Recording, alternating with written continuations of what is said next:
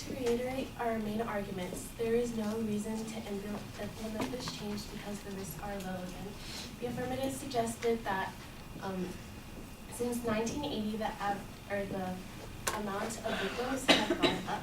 However, in a study by James Allen Fox in 2018, who is a criminologist professor at the Northeastern University, he has found that from 1980, the same year once again, from 2014, he did a comparative research over all of those years and found that in fact, the number of victims and instances and all those averages are nearly identical from 1980 all the way to 2014.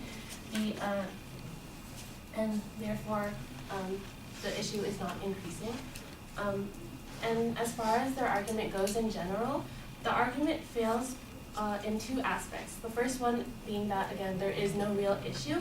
While I cannot dispute that school shootings are a tragic, terrible event, it is with great relief that I can at least say that for our kids, that there is a very low risk of it actually happening.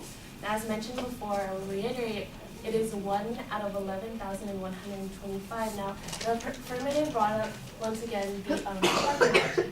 But just a quick aside, that analogy was supposed to illustrate the fact that the risk of a shark attack happening is incredibly low. And just because it can happen doesn't mean that we should be arming our lifeguards so excessively. And as my partner had just mentioned, in light of the risks that are apparent and the negatives that can have, it doesn't warrant it's not warranted. There's a low risk with a high chance of negative consequences.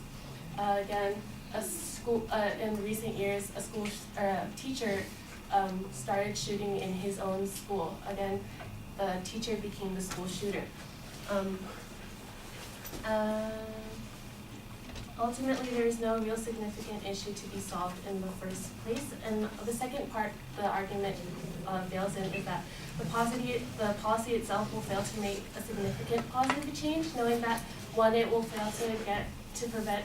Again, that argument is based off of the fact that teachers are not as experienced as officers and don't have experience, training, or good enough training to actually perform well in these sorts of situations. And secondly, the shooters will not fear the teachers because of that, and they are in fact suicidal themselves. So why do you think they would be afraid to go on the campus if their main goal is to just start shooting?